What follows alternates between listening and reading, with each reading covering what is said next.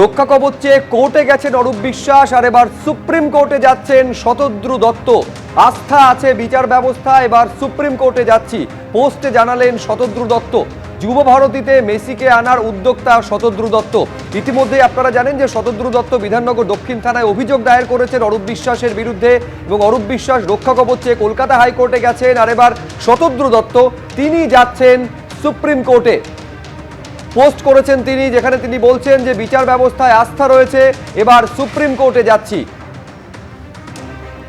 যুব ভারতীতে যে মেসি কাণ্ড ঘটেছিল, যে চূড়ান্ত একেবারে অব্যবস্থার পরিস্থিতি তৈরি হয়েছিল, বিশৃঙ্খলার পরিস্থিতি তৈরি হয়েছিল, এবং যার জন্য প্রচুর দর্শক তারা বঞ্চিত হয়েছিলেন, দেখতে পাননি লিওনেল মেসিকে। পুরো সময় একেবারে লেফটে ছিলেন অরূপ বিশ্বাস মেসির সঙ্গে, এবং তারপর একেবারে গোটা ব্যবস্থার জন্য অরূপ বিশ্বাসের বিরুদ্ধে বিধাননগর দক্ষিণ থানায় অভিযোগ দায়ের করেন শতদ্রু দত্ত।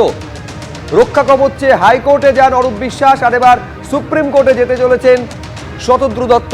সৌভিক মজুমদার আমাদের প্রতিনিধি আরো বিস্তারিত এই নিয়ে বলবেন। সৌভিক, দেখো, শতদ্রু দত্তের তরফ থেকে ইতিমধ্যে সমাজ মাধ্যমে যে পোস্ট করা হয়েছে সেখানে তিনি লিখছেন যে তার বিচার ব্যবস্থার প্রতি আস্থা রয়েছে, কিন্তু তিনি সুপ্রিম কোর্ট যাচ্ছেন। অর্থাৎ বুঝতেই পারছো যে আজকে কলকাতা হাইকোর্টের তরফ থেকে যে নির্দেশ দেওয়া হয়েছে সেই নির্দেশকে কার্যত চ্যালেঞ্জ করে তিনি সুপ্রিম কোর্টের দ্বারস্থ হচ্ছেন। এখন তুমি জানো যে এই মামলার ক্ষেত্রে অরূপ বিশ্বাস তিনি এই মামলা দায়ের করেছিলেন। সেই মামলাতে কলকাতা হাইকোর্টের নির্দেশ ছিল তদন্তের মতোই চলবে, তাতে কোনো রকম বাধা নেই, এবং তার পাশাপাশি কলকাতা হাইকোর্ট এটাও খুব স্পষ্ট করে বলে দিয়েছিল যে নির্দিষ্ট দিনে পুলিশ অরূপ বিশ্বাসকে হাজির হওয়ার জন্য বলবে সেই নির্দিষ্ট দিনেই কিন্তু অরূপ বিশ্বাসকে হাজিরা দিতে হবে এবং তদন্তের সম্মুখীন হতে হবে।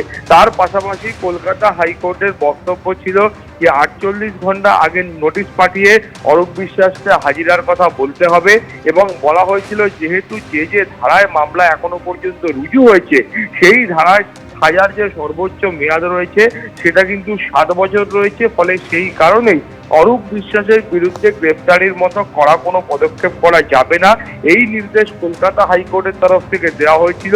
কিন্তু যেটা অত্যন্ত গুরুত্বপূর্ণ ছিল সেটা তুমি জানো যে শতদ্রু দত্তের এই মামলার পাশাপাশি কলকাতা হাইকোর্টের তরফ থেকেও কিন্তু নির্দেশ দেওয়া হয়েছিল যে বিধাননগর কমিশনারেটের কমিশনার তিনি নিজে কিন্তু এই মামলা এখানে একটা পৃথক মামলা করবেন এবং পৃথক একটা ইনভেস্টিগেশন করবেন, সেই নির্দেশ কলকাতা হাইকোর্টের তরফ থেকে দেওয়া হয়েছে। এবং বলা হয়েছে যে বিধাননগর কমিশনারেটের কমিশনার তিনি নিজে 4 সপ্তাহের মধ্যে এই গোটা বিষয়টার তদন্ত করে একটা রিপোর্ট জমা দেবেন, এবং সেই রিপোর্টে বলতে হবে যে যখন মেসি যুব ভারতী ক্রীড়াঙ্গনে এসেছিল তখন এই যে অব্যবস্থা, একটা অরাজক পরিস্থিতি তৈরি হয়েছিল, সেইটা কেন তৈরি হয়েছিল সেটা কিন্তু একেবারে স্পষ্ট করে বিধাননগর কমিশনারেটের তরফ থেকে তারা তদন্ত করবেন এবং সেই রিপোর্ট কলকাতা হাইকোর্টে দেবেন।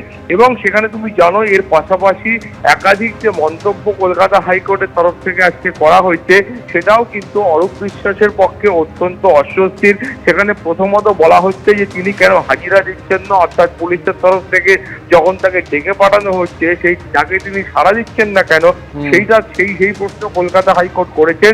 এবং কলকাতা হাইকোর্ট বলেছেন যে সেদিন অরূপ বিশ্বাস যে আচরণ করেছিলেন সেই আচরণ একেবারে কাঙ্ক্ষিত আচরণ নয়।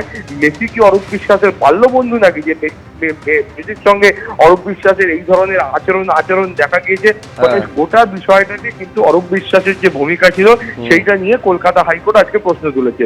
একেবারে অনেক ধন্যবাদ সৌভিক তোমাকে। আমি দর্শকদের আরেকবার বলবো, একদিকে যখন রক্ষা কবচে কলকাতা হাইকোর্টে পৌঁছেছেন অরূপ বিশ্বাস, তখন সুপ্রিম কোর্টে যাচ্ছেন শতদ্রু দত্ত। তিনি বলছেন আস্থা আছে বিচার ব্যবস্থায়, সুপ্রিম কোর্টে যাচ্ছি। যে মেসি কাণ্ড ঘটেছিল যার জন্য একেবারে অরূপ বিশ্বাসের বিরুদ্ধে অভিযোগ দায়ের করেছিলেন শতদ্রু দত্ত। শতদ্রু দত্ত পোস্টে কি করে উল্লেখ করেছেন আপনাদের দেখালাম, এবার তিনি নিজে কি জানাচ্ছেন আমাদের প্রতিনিধিকে দেওয়া সাক্ষাৎকারে শুনবো।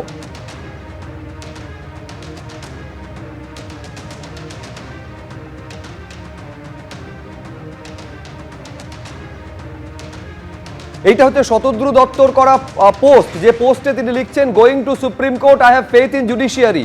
বিচার ব্যবস্থার প্রতি আস্থা আছে, সুপ্রিম কোর্টে যাচ্ছি। হাইকোর্টে যখন যাচ্ছেন অরূপ বিশ্বাস তখন সুপ্রিম কোর্টে পৌঁছচ্ছেন শতদ্রু দত্ত।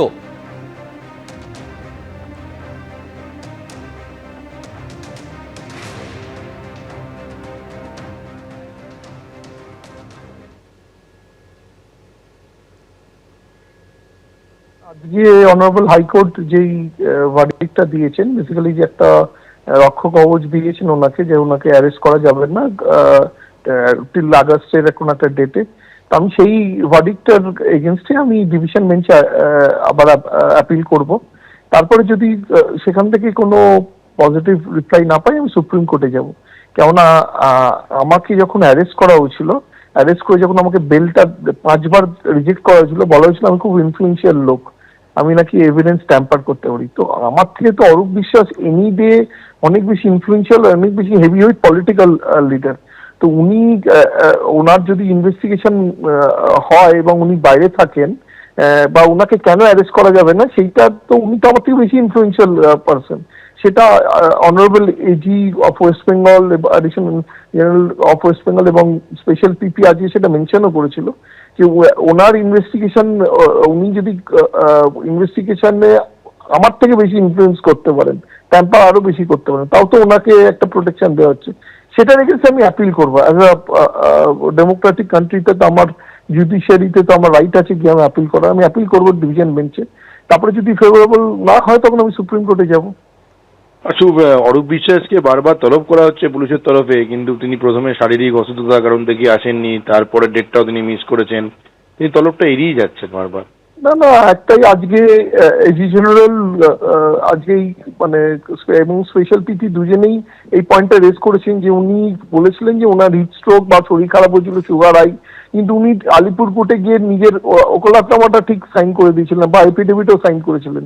উনি আলিপুর যেতে পারছেন, উনি পুলিশের সামনটা এড়াচ্ছেন, এটা তো বোঝাই যাচ্ছে উনি একটা চেষ্টা করছিলেন যাতে কোনো একটা প্রোটেকশন পাওয়া যায়, তারপরে উনি পুলিশের কাছে যাবেন। ঠিক আছে, দেখুন ওনার আইনের কাছে তো সবাই অ্যাপ্লাই করতে পারে, উনিও করেছেন, উনি প্রোটেকশন পেয়েছেন। এবার আমি অ্যাপিল করবো ডিভিশন বেঞ্চে, দেখা যাক।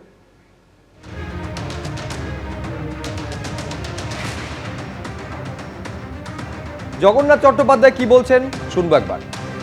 প্রতারিত দর্শকদের টিকিটের টাকা ফেরত দেওয়ার নির্দেশ মুখ্যমন্ত্রী দিয়েছেন, সেই কাজ সরকার করবে। প্রতারিত দর্শকদের টিকিটের টাকা ফেরত দেওয়ার কথা মাননীয় মুখ্যমন্ত্রী বলেছেন, সরকার সেই কাজ করছে এবং তার জন্য যারা দোষী তাদের কর্মফল ভোগ করতে হবে। এবিপি আনন্দ, এগিয়ে থাকে, এগিয়ে রাখে।